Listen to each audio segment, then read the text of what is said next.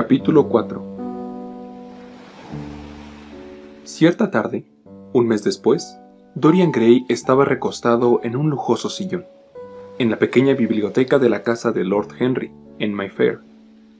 Se trataba, en su estilo, de una habitación muy agradable, con alto revestimiento de madera de roble color oliva, friso de color crema, techo de escayola y alfombra de fieltro color ladrillo, sobre la que se habían extendido otras alfombras persas de seda, más pequeñas, con largos flecos. En una diminuta mesa de madera de satín había una estatuilla obra de Clodion y, junto a ella, un ejemplar de Les Saints Nouvelles, encuadernado para Margarita de Valois por Clovis F. y adornado con las margaritas que la reina había elegido como emblema. Algunos grandes jarrones de porcelana azul con tulipanes de colores abigarrados ocupaban la repisa de la chimenea, y, a través de los emplomados rectángulos de cristal de la ventana, se derramaba la luz de color albaricoque de un día de verano en Londres. Lord Henry no había vuelto aún. Siempre se retrasaba por principio, ya que, en su opinión, la puntualidad es el ladrón del tiempo. De manera que el muchacho parecía bastante enfurruñado mientras con una mano distraída pasaba las páginas de una edición de Manon Lescaut, suntuosamente ilustrada, que había encontrado en una de las estanterías. El solemne y monótono tic-tac del reloj Luis XIV le molestaba. Una o dos veces pensó en marcharse. Finalmente oyó pasos afuera y se abrió la puerta.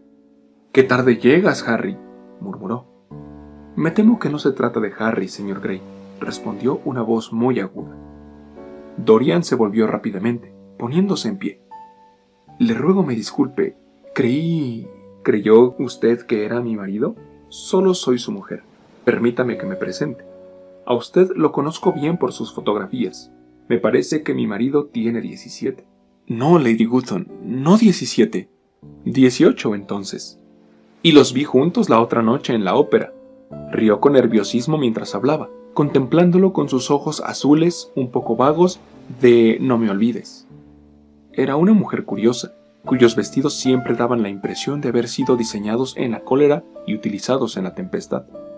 De ordinario estaba enamorada de alguien y, como su pasión nunca era correspondida, había conservado todas sus ilusiones. Trataba de conseguir una apariencia pintoresca, pero solo conseguía dar sensación de desaseo. Se llamaba Victoria y tenía la manía perseverante de ir a la iglesia. Se trataba de Lohengrin, si no recuerdo mal. Sí, era mi querido Lohengrin. La música de Wagner me gusta más que ninguna otra. Es tan ruidosa que se puede hablar todo el tiempo sin que otras personas oigan lo que se dice. Eso es una gran ventaja, ¿no le parece, señor Gray? La misma risa, nerviosa y entrecortada, se escapó de los delgados labios, y sus dedos empezaron a jugar con un abrecartas de Carey. Dorian sonrió y negó con la cabeza. «Me temo que no estoy de acuerdo, Lady Gutton. Nunca hablo cuando suena la música. Al menos si se trata de una buena música. Si la música es mala, es nuestro deber ahogarla con la conversación». «Ah, esa es una de las ideas de Harry, ¿no es así, señor Gray? Siempre oigo las ideas de Harry de labios de sus amigos. Es así como me entero de que existen. Pero no debe usted pensar que no me gusta la buena música. La adoro, pero me da miedo. Me pone demasiado romántica. Sencillamente, venero a los pianistas. 2 a la vez, en algunas ocasiones», me dice Harry. «No sé qué es lo que tienen. Quizá el ser extranjeros. Todos lo son, ¿no es cierto? Incluso los que han nacido en Inglaterra se convierten en extranjeros con el tiempo, ¿no le parece? ¡Qué habilidad la suya! Y para el arte, ¡qué excelente cumplido! La hace sumamente cosmopolita, ¿verdad?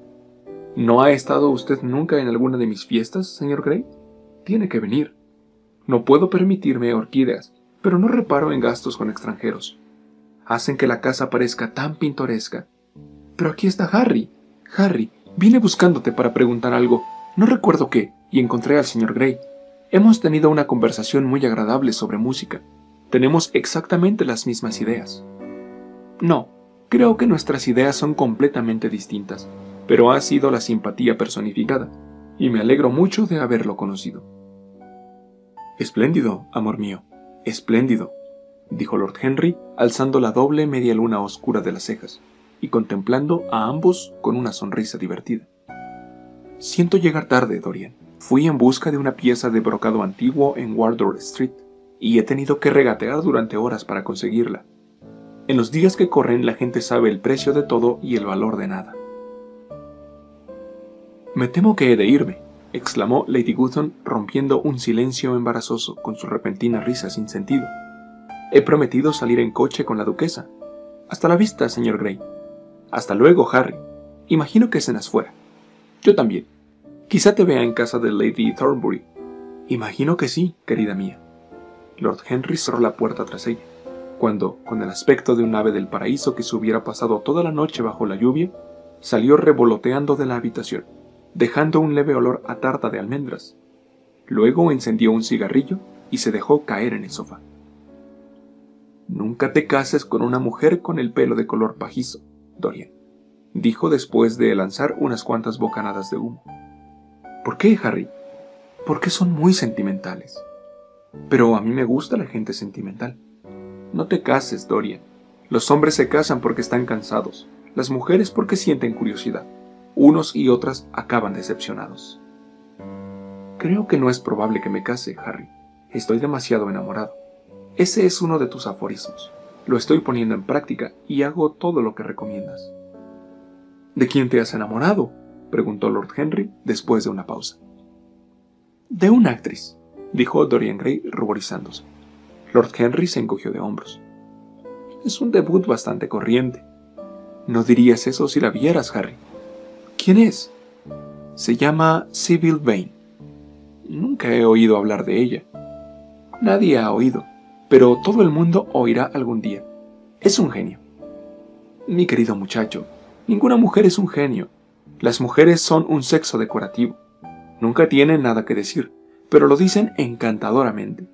Representan el triunfo de la materia sobre la mente, de la misma manera que los hombres representan el triunfo de la mente sobre la moral.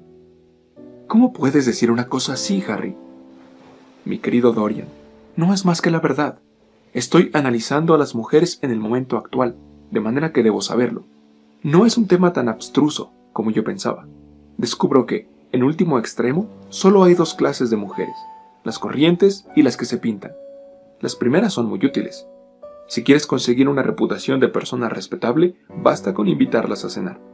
Las otras mujeres son sumamente encantadoras, pero cometen un error. Se pintan con el fin de parecer jóvenes. Nuestras abuelas se pintan para tratar de hablar con brillantez. Rogue y Sprit solían ir juntos. Ahora eso se ha acabado. Siempre que una mujer pueda parecer 10 años más joven que sus hijas, estará perfectamente satisfecha. En cuanto a conversación, solo hay 5 mujeres en Londres con las que merece la pena hablar, y a 2 de ellas no las recibe la buena sociedad. De todos modos, háblame de tu genio. ¿Cuánto hace que la conoces? Harry, tus opiniones me aterran.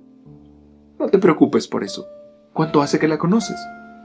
Unas 3 semanas. ¿Y cómo te tropezaste con ella?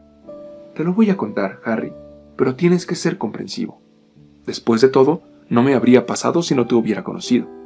Hiciste que sintiera un tremendo deseo de saberlo todo acerca de la vida. Durante varios días después de conocerte, algo especial me latía en las venas. Mientras estaba en el parque o me paseaba por Piccadilly, miraba a todas las personas con las que me cruzaba, preguntándome con tremenda curiosidad cómo era su vida. Algunas personas me fascinaban, otras me llenaban de horror. Venenos exquisitos flotaban en el aire. Sentía pasión por las sensaciones. Bien, una tarde, hacia las 7, decidí salir en busca de alguna aventura. Sentía que este Londres nuestro, tan gris y tan monstruoso, con sus miriadas de personas, sus sórdidos pecadores y sus espléndidos pecados, tal como tú dijiste una vez, me reservaba algo. Me imaginé 1000 cosas. La simple sensación de peligro me llenaba de gozo. Recordé lo que me habías dicho en aquella maravillosa velada cuando cenamos juntos por primera vez, sobre el hecho de que la búsqueda de la belleza es el verdadero secreto de la vida. No sé qué esperaba, pero salí a la calle y me dirigí hacia el este, perdiéndome muy pronto en un laberinto de calles mugrientas y plazas oscuras y sin hierba. A eso de las 8:30 pasé por delante de un absurdo teatrillo, con luces brillantes y carteles chillones. En la entrada había un judío horroroso, con el chaleco más exótico que he visto en mi vida y fumando un cigarro apestoso. El cabello le caía en bucles grasientos y en mitad de una sucia camisa resplandecía un enorme diamante. —¿Un palco, milord? —dijo al verme, y se quitó el sombrero con un aire fascinantemente servil. Había algo en él que me divirtió, Harry. Era tan monstruoso.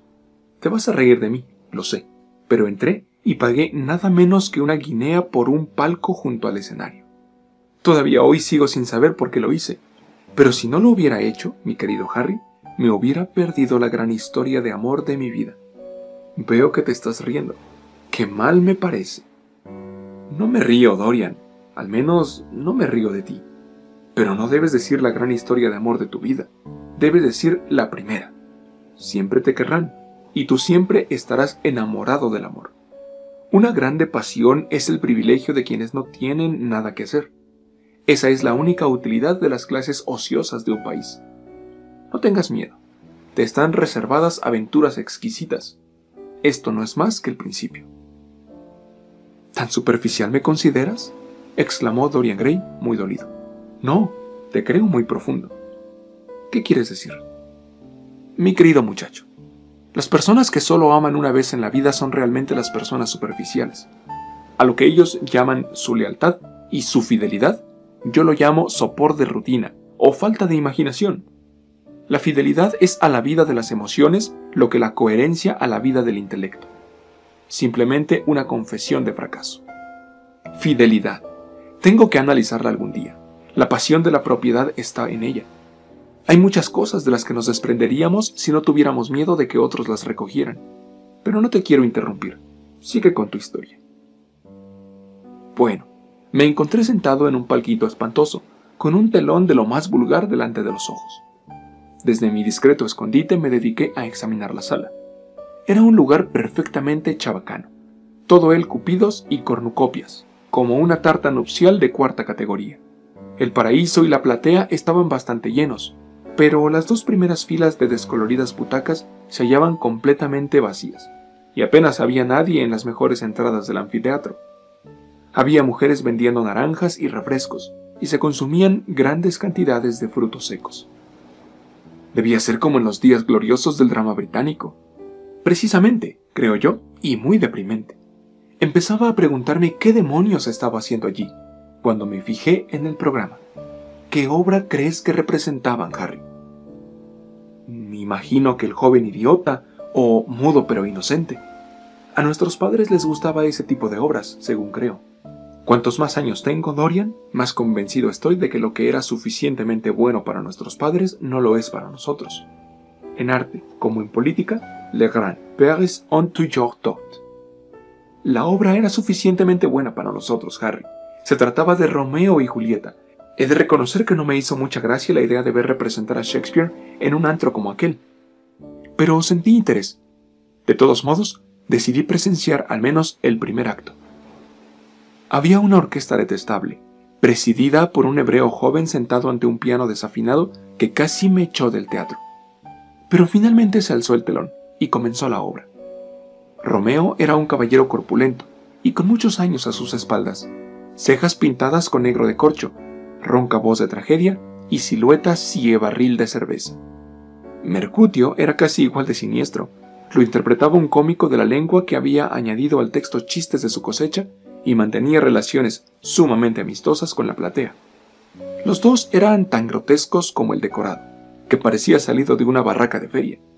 Pero Julieta, imagínate una muchachita de apenas 17 años, con un rostro como de flor, una cabecita griega con cabellos de color castaño oscuro recogidos en trenzas, ojos que eran pozos violeta de pasión, labios como pétalos de rosa, la criatura más encantadora que había visto nunca.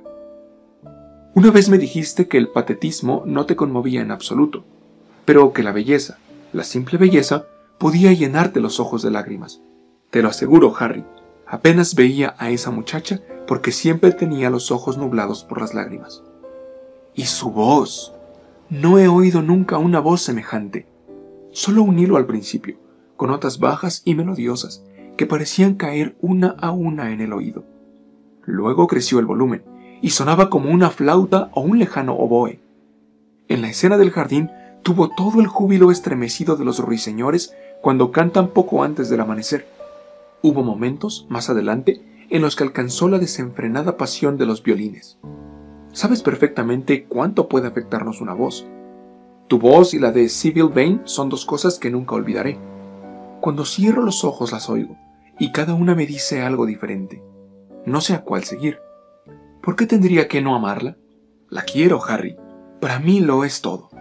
Voy a verla actuar día tras día. Una noche es Rosalinda y la siguiente Imogen. La he visto morir en la penumbra de un sepulcro italiano, recogiendo el veneno de labios de su amante. La he contemplado atravesando el bosque de las Ardenas, disfrazada de muchacho, con calzas, jubón y un gorro delicioso. Ha sido la loca que se presenta ante un rey culpable, dándole ruda para llevar y hierbas amargas que gustar. Ha sido inocente, y las negras manos de los celos han aplastado su cuello de junco. La he visto en todas las épocas y con todos los trajes. Las mujeres ordinarias no hacen volar nuestra imaginación. Están ancladas en su siglo. La fascinación nunca las transfigura. Se sabe lo que tienen en la cabeza con la misma facilidad que si se tratara del sombrero. Siempre se las encuentra. No hay misterio en ninguna de ellas. Van a pasear al parque por la mañana y charlan por la tarde en reuniones donde toman el té. Tienen una sonrisa estereotipada y los modales del momento. Son transparentes. Pero una actriz. ¡Qué diferente es una actriz, Harry! ¿Por qué no me dijiste que la única cosa merecedora de amor es una actriz? ¿Por qué he querido demasiadas, Dorian? Sí, claro. Gente horrible con el pelo teñido y el rostro pintado. No desprecies el pelo teñido y los rostros pintados. En ocasiones tienen un encanto extraordinario, dijo Lord Henry. Ahora quisiera no haberte contado nada sobre Sybil Vane. No hubieras podido evitarlo, Dorian. A lo largo de tu vida me contarás todo lo que hagas. Tienes razón, Harry. Creo que estás en lo cierto. No puedo dejar de contarte las cosas. Tienes una curiosa influencia sobre mí. Si alguna vez cometiera un delito, vendría a confesártelo. Tú lo entenderías. Personas como tú, los caprichosos rayos del sol de la vida, no delinquen. Pero, de todos modos, te quedo muy agradecido por ese cumplido. Y ahora dime, alcánzame las cerillas, como un buen chico. Gracias. ¿Cuáles son tus relaciones actuales con Sybil Vane? Dorian Gray se puso en pie de un salto, las mejillas encendidas y los ojos echando fuego. Harry, Sybil Vane es sagrada. Solo las cosas sagradas merecen ser tocadas, Dorian, dijo Lord Henry con una extraña nota de patetismo en la voz. Pero, ¿por qué tienes que enfadarte? Supongo que será tuya algún día. Cuando se está enamorado, empiezas por engañarte a ti mismo y acabas engañando a los demás. Eso es lo que el mundo llama una historia de amor. Al menos la conoces personalmente, imagino. Claro que la conozco. La primera noche que estuve en el teatro, el horrible judío viejo se presentó en el palco después de que terminara la representación y se ofreció a llevarme entre bastidores y presentármela. Consiguió enfurecerme y le dije que Julieta llevaba muerta cientos de años y que su cuerpo yacía en Verona, en una tumba de mármol. Por la mirada de asombro que me lanzó, creo que tuvo la impresión de que había bebido demasiado champán o algo parecido. No me sorprende. Luego me preguntó si escribía para algún periódico. Le dije que nunca los leía. Pareció terriblemente decepcionado al oírlo, y me confesó que todos los críticos teatrales le eran hostiles y que a todos se los podía comprar. No me extrañaría que tuviera razón en eso. Pero, por otra parte, a juzgar por el aspecto que tienen la mayoría, no deben ser demasiado caros. Bien, pero él parece pensar que están por encima de sus posibilidades, rió Dorian. Para entonces, sin embargo, ya estaban apagando las luces del teatro y tuve que irme. El judío quiso que probara unos cigarros de los que hizo grandes alabanzas, pero decliné su ofrecimiento. A la noche siguiente volví, por supuesto. Al verme, me hizo una profunda reverencia, y me aseguró que yo era un munificente protector del arte. Es un ser insufrible, pero Shakespeare le apasiona. Ya me ha dicho, visiblemente orgulloso, que sus 5 bancarrotas se debieron enteramente a El Bardo, como insiste en llamarlo. Parece considerarlo un timbre de gloria. Lo es, mi querido Dorian, un timbre verdadero de gloria. La mayoría de la gente se arruina por invertir demasiado en la prosa de la vida. Arruinarse por la poesía es un honor. ¿Cuándo hablaste por primera vez con la señorita Sybil Vane? La tercera noche. Había interpretado a Rosalinda. Me fue imposible no ir a verla. Le había lanzado unas flores y ella me miró. Al menos, imaginé que lo había hecho. El viejo judío insistió. Estaba decidido a llevarme entre bastidores, de manera que acepté. Es curioso que no deseara conocerla, ¿no te parece? No, no me parece curioso. ¿Por qué, mi querido Harry? Te lo diré en alguna otra ocasión. Ahora quiero saber más sobre esa chica. ¿Sybil? Tan tímida y tan amable. Hay algo infantil en ella. Abrió mucho los ojos con el más sincero de los asombros cuando le dije lo que pensaba de su interpretación, y pareció no tener conciencia de su talento. Creo que los dos estábamos bastante nerviosos. El judío viejo sonreía desde la puerta del polvoriento camerino, diciendo frases rebuscadas sobre los dos, mientras Sybil y yo nos mirábamos como niños. El viejo insistía en llamarme Milord, y tuve que explicar a Sybil que no era nada parecido. Ella me dijo, «Más bien parece usted un príncipe. Le llamaré Príncipe Azul». «¡Ah, fe mía, Dorian! La señorita Sybil sabe cómo hacer cumplidos». «No la entiendes, Harry. Me veía solo como un personaje en una obra de teatro. No sabe nada de la vida.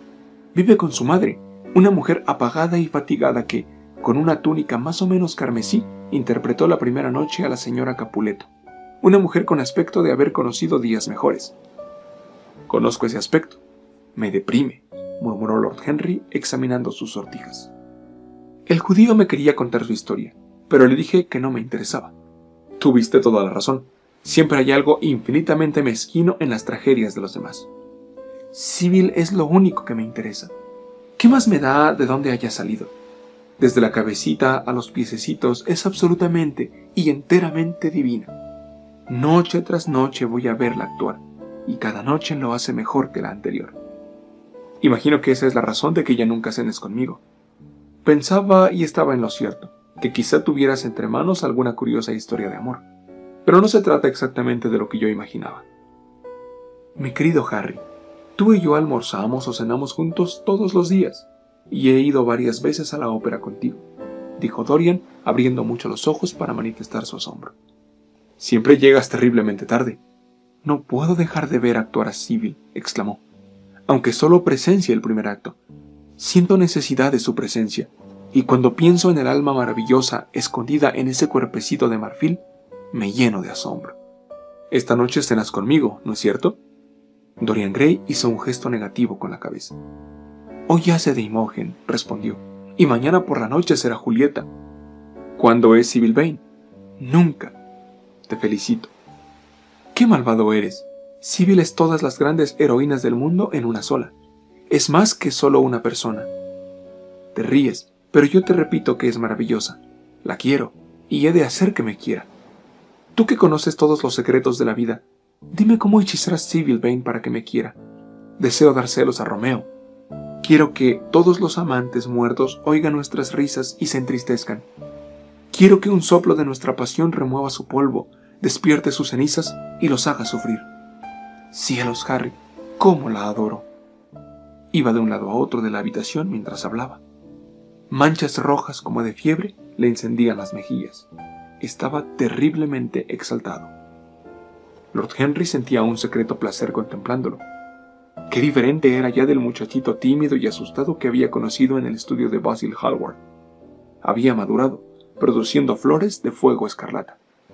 Desde su secreto escondite, el alma se le había salido al mundo, y el deseo había acudido a reunirse con ella por el camino. «¿Y qué es lo que te propones hacer?», dijo finalmente Lord Henry. «Quiero que Basil y tú vengan conmigo alguna noche para verla actuar. No tengo el menor temor al resultado. Sin duda, reconocerán su genio. Luego hemos de arrancarla de las manos de ese viejo judío. Está atada a él por 3 años, al menos 2 años y 8 meses, desde el momento presente. Tendré que pagarle algo, por supuesto. Cuando todo esté arreglado, la traeré a algún teatro del West End y la presentaré como es debido. Enloquecerá al mundo como me ha enloquecido a mí». «Eso es imposible, amigo mío». «Lo hará. No solo hay en ella arte e instintos consumados. También tiene personalidad, y tú me has dicho a menudo que son las personalidades, no los principios, lo que mueve nuestra época». «Bien, ¿qué noche iremos?». «Déjame ver. Hoy es martes. Quedemos para mañana. Mañana interpreta a Julieta. De acuerdo. En el Bristol a las 8. Yo llevaré a Basil. A las 8 no, Harry, te lo ruego. A las 6:30. Hemos de estar allí antes de que se levante el telón. Has de verla en el primer acto, cuando conoce a Romeo. 6:30. ¿Qué horas? Sería como tomar una merienda cena o leer una novela inglesa. Tiene que ser a las 7. Ningún caballero cena antes de las 7. ¿He de ver a Basil de aquí a mañana? ¿O bastará con que le escriba? El bueno de Basil. Hace una semana que no le pongo la vista encima. Me da muchísima vergüenza, porque me ha enviado el cuadro con un magnífico marco, especialmente diseñado por él. Y, aunque estoy un poco celoso del retrato por ser un mes más joven que yo, debo admitir que me maravilla verlo. Quizás sea mejor que le escribas. No quiero estar a solas con él. Dice cosas que me fastidian. Se empeña en darme buenos consejos. Lord Henry sonrió. A la gente le encanta regalar lo que más necesita. Es lo que yo llamo el insondable abismo de la generosidad. No. Basil es la mejor de las personas, pero un tanto prosaico. Lo he descubierto a raíz de conocerte, Harry. Basil, mi querido muchacho, pone en el trabajo todas sus mejores cualidades. La consecuencia es que para la vida solo le quedan los prejuicios, los principios y el sentido común. Los únicos artistas encantadores que conozco son malos artistas. Los buenos solo existen en lo que hacen, y en consecuencia carecen por completo de interés como personas. Un gran poeta, un poeta verdaderamente grande, es la menos poética de todas las criaturas. Pero los poetas de poca monta son absolutamente fascinantes. Cuanto peores son sus rimas, más pintoresco es su aspecto. El simple hecho de haber publicado un libro de sonetos de segunda categoría hace a un hombre absolutamente irresistible. Vive la poesía que es incapaz de escribir. Los otros escriben la poesía que no se atreven a poner por obra. Me pregunto si es realmente así, Harry, dijo Dorian Gray, derramando sobre su pañuelo un poco de perfume de un gran frasco con un tapón dorado que estaba sobre la mesa. Debe de ser, si tú lo dices. Y ahora tengo que marcharme. Imogen me espera. No te olvides de mañana. Hasta la vista. Cuando Dorian Gray salió de la habitación, Lord Henry cerró los ojos y empezó a pensar. Ciertamente, pocas personas le habían interesado tanto como Dorian Gray, si bien la desmedida adoración del muchacho por otra persona no le producía la menor punzada de fastidio ni de celos. Le agradaba, por el contrario. Lo convertía en un objeto de estudio más interesante. Siempre le habían cautivado los métodos de las ciencias naturales, pero no su materia habitual, que le parecía trivial y sin importancia. De manera que había empezado por hacer vivisección consigo mismo y había terminado haciéndosela a otros. La vida humana era lo único que le parecía digno de investigar. Comparado con eso, no había nada que tuviera el menor valor. Aunque si se contemplaba la vida en su curioso crisol de dolor y placer, no era posible cubrir el propio rostro con una máscara de cristal, ni evitar que los vapores sulfúricos alterasen el cerebro y enturbiaran la imaginación con monstruosas fantasías y sueños deformes. Existían venenos tan sutiles que para conocer sus propiedades había que enfermar con ellos, y enfermedades tan extrañas que era necesario padecerlas para entender su naturaleza. ¡Qué grande, sin embargo, la recompensa recibida! ¡Qué cosa tan maravillosa llegaba a ser el mundo entero! Percibir la peculiar lógica inflexible de la pasión y la vida del intelecto emocionalmente coloreada. Observar dónde se encontraban y dónde se separaban, en qué punto funcionaban al unísono y en qué punto surgían las discordancias. ¡Qué gran placer el así obtenido! ¿Qué importancia tenía el precio? Nunca se pagaba demasiado por las sensaciones.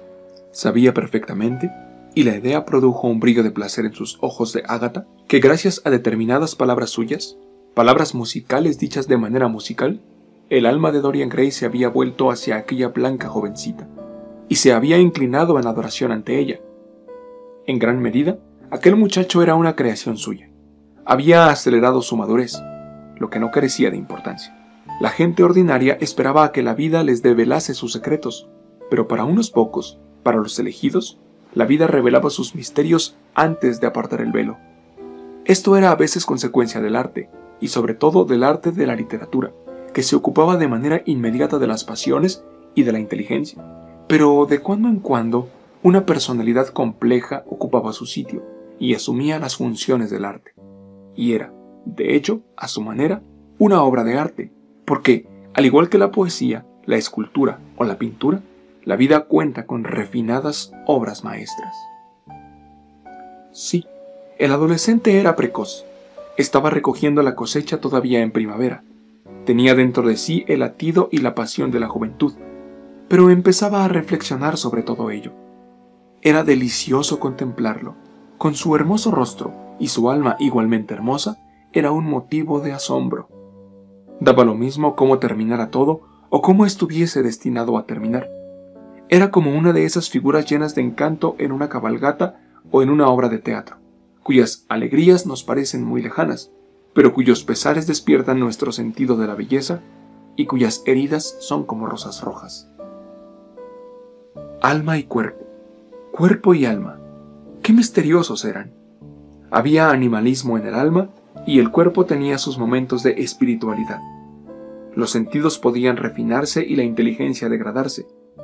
¿Quién podía decir dónde cesaba el impulso carnal o empezaba el psíquico? Qué superficiales eran las arbitrarias definiciones de los psicólogos ordinarios, y, sin embargo, qué difícil pronunciarse entre las afirmaciones de las distintas escuelas.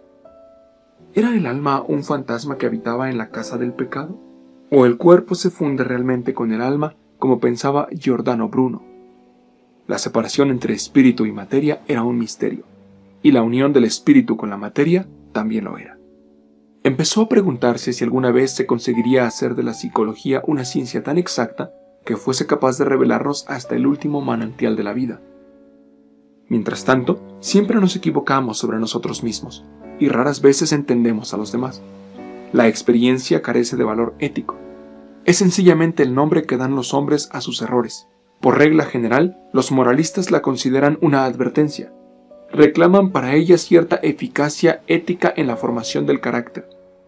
La alaban como algo que nos enseña qué caminos hemos de seguir y qué abismos evitar. Pero la experiencia carece de fuerza determinante. Tiene tan poco de causa activa como la misma conciencia. Lo único que realmente demuestra es que nuestro futuro será igual a nuestro pasado, y que el pecado que hemos cometido una vez y con amargura, lo repetiremos muchas veces y con alegría. Consideraba evidente que el método experimental era el único que le llevaría al análisis científico de las pasiones. Dorian Gray, por su parte, era el sujeto soñado, y parecía prometer abundantes y preciosos resultados. Su repentino e insensato amor por Sybil Vane era un fenómeno psicológico de interés nada desdeñable. Sin duda, la curiosidad tenía mucho que ver con ello. La curiosidad y el deseo de nuevas experiencias. No se trataba, sin embargo, de una pasión simple, sino muy complicada. Lo que había en ella de instinto adolescente, puramente sensual, había sido transformado gracias a la actividad de la imaginación, transformando en algo que al muchacho mismo le parecía alejado de los sentidos y que era, por esa misma razón, mucho más peligroso. Las pasiones sobre cuyo origen uno se engaña son las que más nos tiranizan. Los motivos que mejor se conocen tienen mucha menos fuerza. ¿Cuántas veces sucedía que, al creer que se experimenta sobre otros, experimentamos en realidad sobre nosotros mismos? Un golpe en la puerta sacó a Lord Henry de aquella larga ensoñación. Su ayuda de cámara le recordó que tenía que vestirse para cenar. Se levantó y miró hacia el frente. El ocaso había deshecho en dorados escarlatas las ventanas altas de las casas de enfrente. Los cristales brillaban como láminas de metal al rojo vivo. Arriba, el cielo era como una rosa marchita. Lord Henry pensó en su amigo, en aquella vida coloreada por todos los fuegos de la juventud, y se preguntó cómo terminaría todo. Cuando regresó a su casa, a eso de las 12:30, vio un telegrama sobre la mesa del vestíbulo. Al abrirlo, descubrió que era de Dorian Gray. Le anunciaba que se había prometido con la señorita Sybil Vane.